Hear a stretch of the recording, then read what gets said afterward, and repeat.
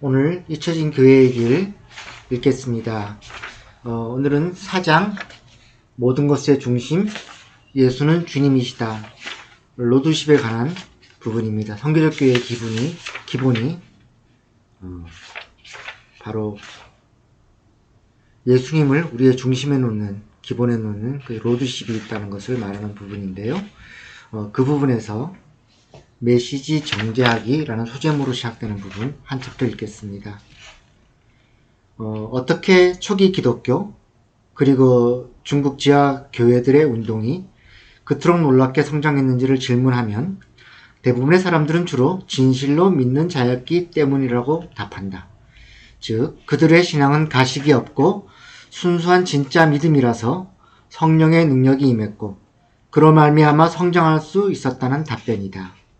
추측하건대 기꺼이 순교할 정도의 믿음이 있는 자라면 그저 믿는 척하는 자와는 달리 실제하는 진짜 믿음을 가진 것이 틀림없다. 물론 하나님도 그를 사랑해서 그리스도 안에서 얼마든지 그에게 자신을 보여주신다. 그런 분들의 삶은 어떤 면에서 연구하든지 감동 그 자체이다.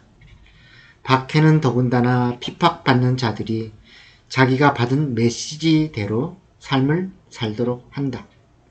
그들은 예수님의 복음만 붙들게 되고 그것에 자유롭게 하는 능력을 경험한다. 그러나 그런 것보다 훨씬 더한 것이 있다. 핍박당하는 자가 아니면 받을 수 없는 박해가 주는 일종의 선물이 있다. 그것은 바로 메시지에서 정수를 뽑아내어 전혀 새로운 방식으로 그것에 접근할 수 있는 능력이다. 중국인의 예수운동이 그 좋은 예이다. 겉으로 드러난 기구와 기준점이 일절 제거되었고 그들의 지도자와 신학자 대부분은 피살되거나 투옥되었고 해외의 후원단체와 연락이 완전히 끊겼다. 그때 그들은 어떻게든 다 잃고 텅 빈 그 환경을 겪어내야만 했다. 남은 것이라고는 하나님의 백성으로서 항상 들었던 메시지뿐이었다. 그래서 그 메시지만 강하게 부여잡고 몸부림쳐야 했다. 그 결과 역사 속에서 그것과 견줄 수 없는 예수운동이 일어났다. 모든 예상을 뒤엎고 70년의 세월 속에 약 200만 명에서 자그마치 근 1억 2천만 명으로 불어났다. 이에 무슨 일이 있었던 것이며 서구에 있는 우리는 여기에서 무엇을 배워야 하는가? 박해 속에서 예수운동은 지하로 들어갔고 어쩔 수 없이 훨씬 더 세포 같은 조직을 가져야 했고 서로 상대방이 그리스도인 공동체 소속이라는 것을 알아볼 수 있도록 신뢰를 바탕으로 한 관계망을 하나씩 배우면서 넓혀갔다. 그런데 박해의 상황에서 생존하기 위하여 그들은 또한 불필요한 장애물은 모두 폐기해야 했다. 거기에는 에클레시아에 관한 거추장스러운 모든 개념과 전통도 포함된다. 어쩌면 무엇보다 중요한 일로서 그들이 알고 있는 메시지 중에서 핵심만 추려내고 잘 다듬어서 믿음과 소망으로 그것을 지켰다.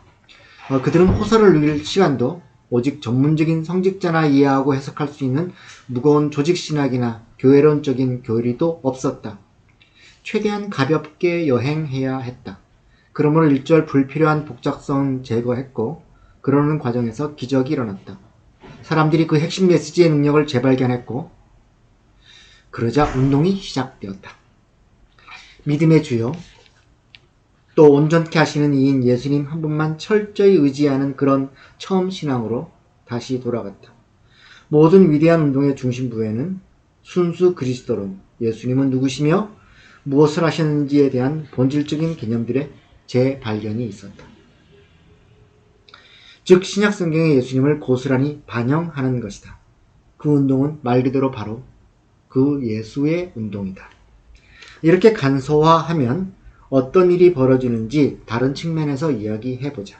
이른바 연결된 선을 타고 메시지가 매우 빠른 속도로 전달되는 특성이 있다. 철학적인 색채가 짙은 학술적인 언어에서 벗어나고 전문적인 성직자에게 의존하지 않아도 되는 복음은 이제 마치 재채기 하기 직전의 상황이 되었다. 재채기라는 표현이 뜬금없는 말이 아니다. 그에 관한 연구에 따르면 재채기는 바이러스성 전염병과 매우 흡사한 유형으로 확산된다고 한다. 또한 전염병의 확산 경로를 보면 한 사람이 다른 사람에게 그 병을 옮기는 방식이다. 전염된다는 것은 우선 누군가 그 병에 걸렸다는 것이고 그 사람이 그저 다른 사람과 접촉했다는 것이다. 그래서인지 많은 사례에서 문맹자 집단의 감염률이 높다. 이런 의미에서 복음은 다시 한번 사람들의 소유가 되어야 한다. 그것은 설명도 잘 안 해주면서 묻지도 따지지도 못하게 하는 어떤 종교기관의 전유물이 아니다.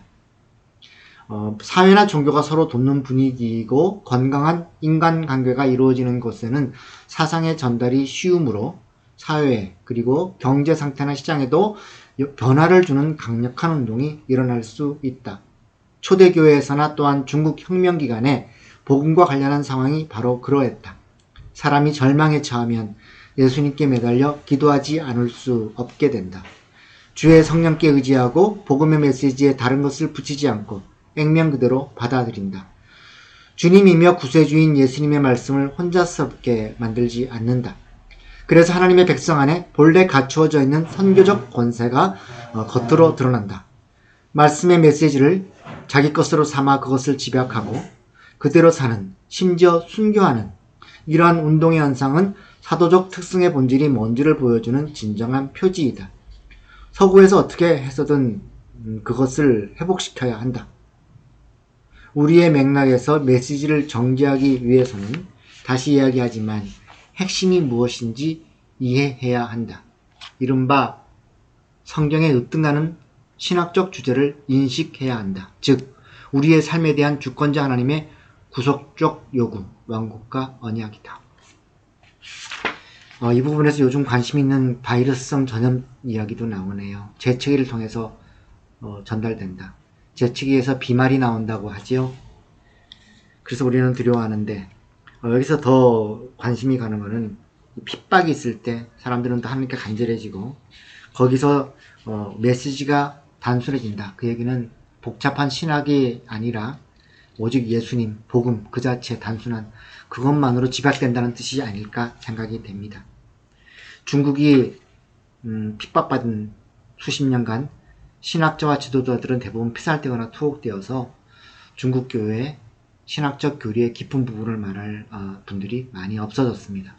그럼에도 불구하고 중국 교회가 더 사람이 많아지고 부흥했던 이유는 어디에 있을까요? 우리의 신학이 단순해지고 무식해져야 한다는 뜻은 아닐 겁니다. 오히려 우리가 복음의 본질, 예수 그리스도의 그 단순함을 오히려 놓쳤기 때문이 아닌가 하는 그런 생각을 하게 되고요. 저자가 서구에서 그것을 본받아야 한다고 생각하지만 서구도 아닌 바로 그 옆에 있는 우리나라, 지금 코로나로 인하여서 교회가 예배를 못 드리게 하고 있다고, 정부가 그렇게 핍박하고 있다고 프레임을 씌우는 이 상황에서 이것이 만일 그들의 말대로 핍박이라면 그것에서 거꾸로 우리가 그 교회의 본질을 다시 찾고 복음의 본질을 다시 찾아서 중국 교회가 다시 정말 본질로 말미암아 부흥했던 것 같이 우리가 다시 회복되어야 할 것이 무엇인지, 그렇게 잊혀졌던 것이 무엇인지 생각해보는 시간이 되면 좋겠습니다. 감사합니다.